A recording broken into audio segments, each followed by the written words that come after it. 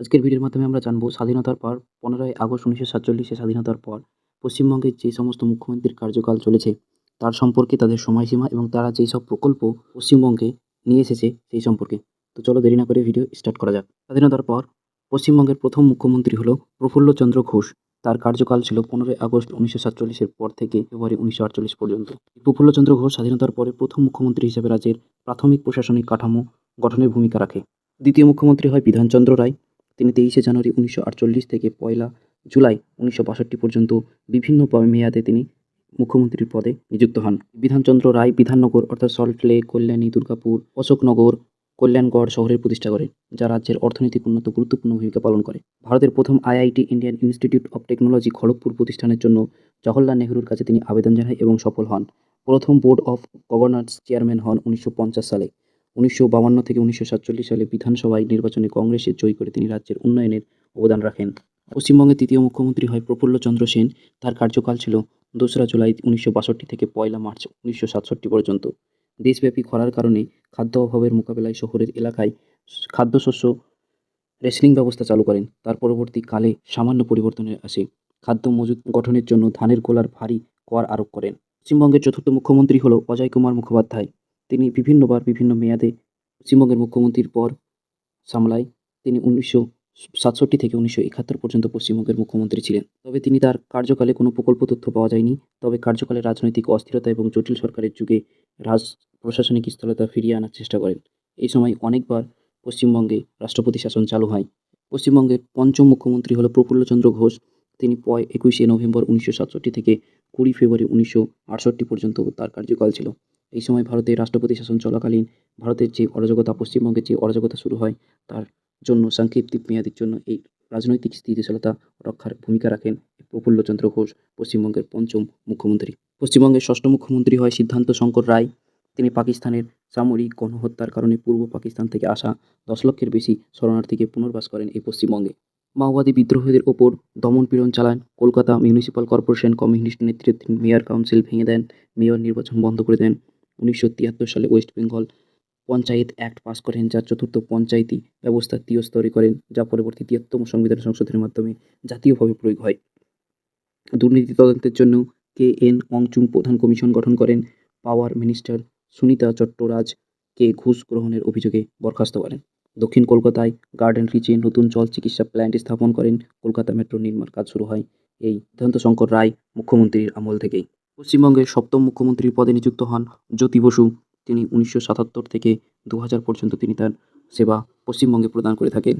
তিনি কৃষি সংস্কার, জমি বিবর্তন, ১৯৭৭ থেকে ১৯৮০ সালে ১০ লক্ষের একর সিলিং অতিরিক্ত জমি চিহ্নিত করেন, বিতরণ করেন, যা জমিহীন গ্রাম পরিবারের ৩৫% কমিয়ে দেয়।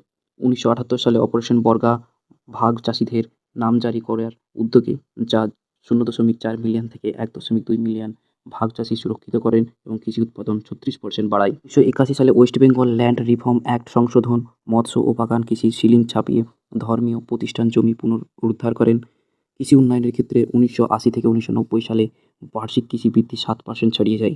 রাজ্যে খাদ্য রপ্তানিকারক এবং সবচাইতে বড় ধান উৎপাদক হিসাবে অন্ধ্রপ্রদেশ এবং পাঞ্জাবকে ছাড়িয়ে দেয়। গণতান্ত্রিক বিকেন্দ্রীকরণে পঞ্চায়েত অ্যাক্ট চালু করা হয় ১৯৬৭ সালে। ১৪ বছর স্থানীয় নির্বাচনের আয়োজিত করা হয়, যা ৫৬,০০০ থেকে ৭১,০০০ প্রতিনিধি নির্বাচন করেন। সেচ, গ্রামীণ অবকাঠামো এবং স্বচ্ছতা বাড়ায়। মানব উন্নয়নের ক্ষেত্রে জ্যোতি বসু অনেক কাজ করেন। ১৯৭৫ সালে সর্বনিম্ন থেকে ১৯৯০ সালে জাতীয় কর ছাড়িয়ে হিউম্যান ডেভেলপমেন্ট ইন্ডেক্সের উন্নয়ন ঘটে। সুন্দরবনের ২,৪৭,০০০ একর জমি চিহ্নিত করেন এবং ১,৩৬,০০০ শরণার্থীকে বসতি স্থাপনের চেষ্টা করেন। পশ্চিমবঙ্গের অষ্টমতম মুখ্যমন্ত্রীর পদে শপথ গ্রহণ করেন বুদ্ধদেব ভট্টাচার্য। তিনি শিল্পায়নের ক্ষেত্রে আইটি এবং সার্ভিস সেক্টর বিনিয়োগ ও চাকরি সৃষ্টির জন্য উদ্যোগ নেয়। টাটা ন্যানো কার প্রকল্প সিঙ্গুরের বিশ্বের সবচাইতে সস্তা গাড়ি উৎপাদনের অনুমতি দেয়। জিন্দাল গ্রুপ শালবনীতে দেশের সবচাইতে বড় ইন্টিগ্রেটেড স্টিল প্ল্যান্ট প্রস্তাবের অনুমোদন করেন। নয়াচারের কেমিক্যাল হাব প্রকল্প প্রস্তাব করেন নন্দীগ্রামের কৃষক প্রতিবাদের পর। পশ্চিমবঙ্গের নবম এবং বর্তমান মুখ্যমন্ত্রী মমতা বন্দ্যোপাধ্যায়। তিনি ২০১১ থেকে বর্তমান পর্যন্ত তার কার্যকাল এখনও চলতে আছে। তিনি সিঙ্গুরের অনিশ্চিত কৃষিদের কাছে ৪০০ একর জমি ফিরিয়ে দেয়। গোর্খাল্যান্ডের টেরিটোরিয়াল অ্যাডমিনিস্ট্রেশন প্রতিষ্ঠান করেন। শিক্ষকদের বেতন প্রতি মাসের ১ তারিখে প্রদান করা এবং অবসরপ্রাপ্ত শিক্ষকদের পেনশন ত্বরান্বিত করেন। স্বাস্থ্য খাতের উন্নয়নে তিনি ৩ ধাপে উন্নয়ন ব্যবস্থা চালু। নদিয়া জেলায় ভারতের সবচাইতে প্রথম ওপেন ফিকেশন ফ্রি জেলা ঘোষণা করেন। পেট্রোল দাম বাড়ানোর প্রত্যাহার করেন। খুচরো খাতে এফডিআই স্থগিত করেন। হাওড়া, ব্যারাকপুর, দুর্গাপুর, আসানসোল, বিধাননগরে পুলিশ কমিশনার গঠন করেন এবং কলকাতার মিউনিসিপাল কর্পোরেশনকে কলকাতা পুলিশের অধীনে নিয়ে আসে। সাংস্কৃতিক উদ্যোগের হিসাবে কলকাতা মেট্রো স্টেশনগুলিকে স্বাধীনতা সংগ্রামীর নামকরণ করেন এবং আসন্ন স্টেশনগুলিকে ধর্মীয় নেতা, কবি, গায়কদের নামকরণের পরিকল্পনা করেন। পোলিও মুক্ত অর্জন ২০১২ সালে ১ বছরে পোলিও মুক্ত হয়ে বিশ্বব্যাপী ফলক স্থাপন করেন, যা বিল গেটসের প্রশংসায় লাভবান হয়ে থাকে। এই শিশু কল্যাণের অবদানে ২০১৭ সালে জাতিসংঘের সেরা সামাজিক খ্যাতের প্রকল্প হিসাবে পুরস্কৃত হয় কন্যাশ্রী প্রকল্প। ৬০ বছরের ঊর্ধ্বে নিচে সাধারণ মহিলাদের ৫০০ টাকা এবং সংখ্যালঘু মহিলাদের ১,০০০ টাকা আর্থিক অনুদানের সহায়তার জন্য ২০২১ সাল থেকে লক্ষ্মীর ভাণ্ডার স্কিম চালু করেন। স্টুডেন্ট ক্রেডিট কার্ড অর্থাভাবে উচ্চশিক্ষা করতে না পারা ছাত্রছাত্রীদের ১০ লক্ষ টাকা পর্যন্ত অর্থ অনুদান দেওয়ার ব্যবস্থা করেন।